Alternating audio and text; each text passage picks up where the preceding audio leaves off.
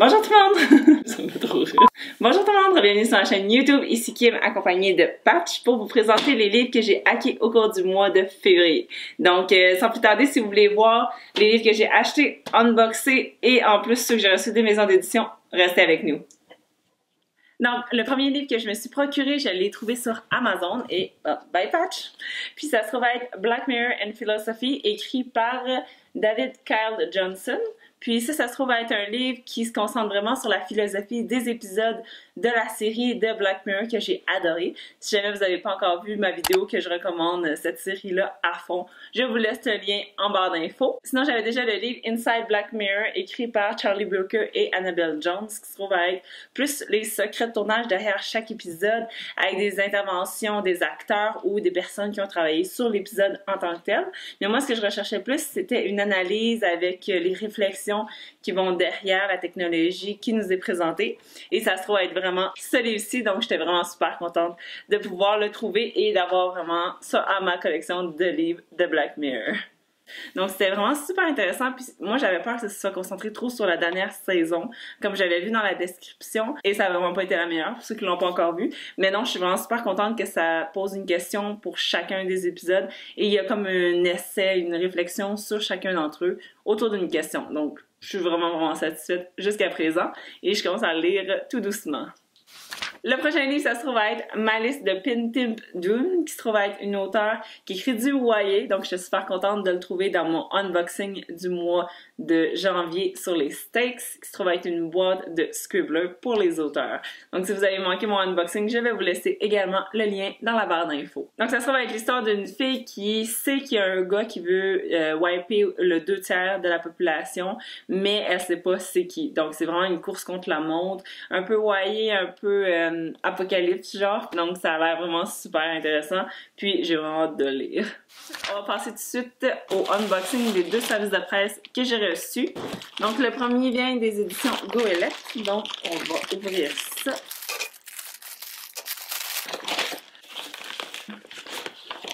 Donc, oh my god, il est gros!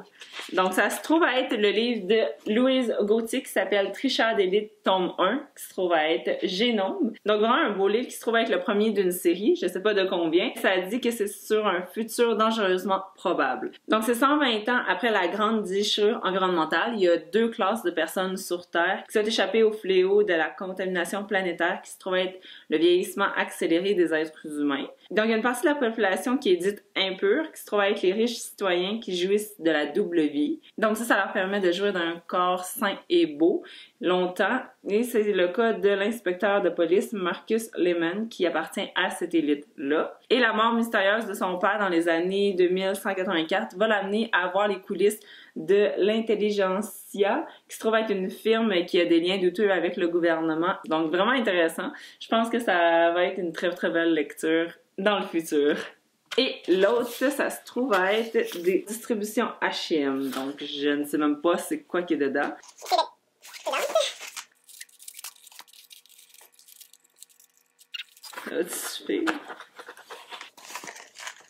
A few inches later.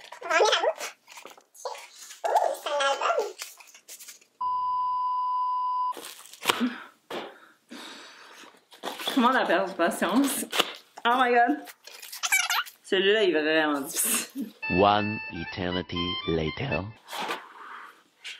Finalement, et il a valu la peine pour l'attendre parce que c'est Paroles aux femmes publié par les éditions Urtubise avec la préface de Valérie Chevalier.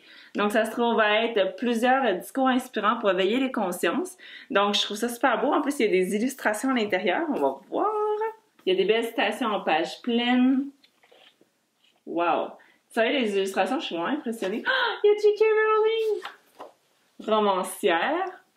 Une ode aux femmes noires. Sculptrice et architecte. OK, ils vont vraiment dans tous les sens. Je trouve ça vraiment le fun de la part d'Urtubise qui avait fait un collectif comme ça parce que en janvier, je sais pas si vous aviez vu mon wrap-up, mais j'avais lu leur livre Créatrice qui se trouvait être un recueil avec 30 portraits de personnalités québécoises qui touchaient à la création de près ou de loin, donc que ce soit vraiment dans le cinéma, dans les arts, dans la danse, etc. Donc c'est vraiment super varié. Et celui-ci, ça se concentre vraiment plus que ce qui est historique puis à travers le monde. Donc j'ai vraiment super hâte de lire et ça vient avec une petite annonce à la fin de la vidéo. Et finalement, une petite boîte de chez Book Outlet, donc cadeau de moi à moi. Donc pour ceux qui savent pas, Book Outlet, ça se trouve à être un site où tu peux trouver des livres vraiment pas chers en anglais. Il y en a quelques-uns en français, mais on les connaît pas vraiment. Donc quand on est patient, on peut trouver des vraiment belles mines d'or. Et ça a été mon cas ce mois-ci, donc je vous les présente à l'instant. Donc ça se trouve à être tous des livres que j'ai choisis. Petite mise en contexte, par contre, il y a des livres que j'avais dans ma liste de wishlist depuis vraiment longtemps, mais je sais pas nécessairement toujours c'est quoi le résumé parfaitement, donc on va pouvoir les regarder ensemble, mais je suis pas nécessairement tant au courant parce que souvent j'aime ça plonger dans un livre sans trop savoir exactement c'est avec quoi l'histoire pour pouvoir vraiment me laisser surprendre et embarquer par la narration et les personnages. Donc sans plus tarder, on va commencer avec un classique de J.D. Salinger qui se trouve être The Catcher in the Rye.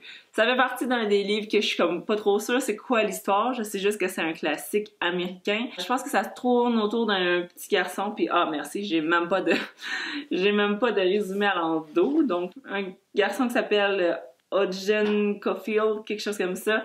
Puis en français le titre c'est L'attrape-cœur et ça raconte quand il est enfant. Quelque chose comme ça, puis c'est super beau, c'est sur la vie, puis sur quand t'es jeune, puis je sais pas trop. En espérant faire un meilleur résumé quand je vais l'avoir lu. Ensuite, un autre classique, ça se trouve être East of Eden par John Steinbeck, qui se trouve à être un classique également de la littérature américaine. J'avais vraiment beaucoup envie de lire un classique de John Steinbeck parce que j'en avais jamais lu, puis j'entends quand même souvent son nom cité dans les meilleurs livres, donc que ce soit Les raisins de la colère ou À l'est de l'Éden. Donc ça m'intéressait vraiment de pouvoir lire au moins une histoire, voir c'était quoi son style d'écriture, c'était quoi ses thèmes. Et une des raisons qui m'a vraiment fait acheter ce livre-là, c'est que j'avais entendu une personne qui l'avait lu, qui l'avait beaucoup aimé, et qui avait dit que Katie, le personnage dedans, c'était un des meilleurs vilains qu'elle avait vu. Donc, à voir. Ensuite, les deux prochains, ça se trouve être des livres Young Adult. Je sais pas exactement c'est quoi l'histoire. Le premier, c'est Word in Deep Blue par Kat Crowley. Puis ça parlait de livres puis d'une librairie, donc c'est assez pour me faire l'acheter. Et le prochain, c'est Love and Other Train Wrecks par Léa Conan. Et ça se trouve être un livre où c'est dans un train et on suit la perspective de plusieurs personnages qui viennent de différents milieux et qui vont se croiser et s'entrechoquer. Donc, j'ai vraiment hâte de voir ça. En plus, je pense que c'est une histoire d'amour, les deux. Ensuite, le prochain, c'est Every Exquisite Thing par Matthew Quick. Matthew Quick, j'avais lu The Silver Linings Playbook de lui et je l'avais trouvé super bon. Même plus que le film avec Jennifer Lawrence et Bradley Cooper. Donc, j'ai hâte de lire celui-là. Il m'avait vraiment intéressé pendant longtemps, mais je l'avais jamais pris parce que il me tentait plus. Là, ici, à l'endos, ça dit « There is a price to pay for pushing beyond everyone else's answers. And what I'm finding out is that I'm more than willing to pay it. » Wow! Donc, l'histoire de ce livre-là, ça parle de Nanette O'Hare, qui se trouve être une étudiante qui est également super populaire à cause qu'elle est une athlète à l'école, elle a juste des bonnes notes, puis elle a toujours été le genre de fille qui faisait ce qu'on lui disait à son affaire. Mais à un moment donné, un de ses professeurs préférés va lui donner une copie d'un livre qui s'appelle The Bubblegum Reaper, qui se trouve être un classique, qui va un peu réveiller en elle le côté rebelle. Donc avec cette nouvelle personnalité-là, elle va devenir amie avec l'auteur et elle va même tomber en amour d'un poète troublé. Donc j'imagine que c'est un autre personnage. Et à travers ce parcours-là, elle va avoir des durs choix à faire qui va lui faire réaliser que la rébellion, ça vient avec un prix qu'elle n'est pas nécessairement prête à payer.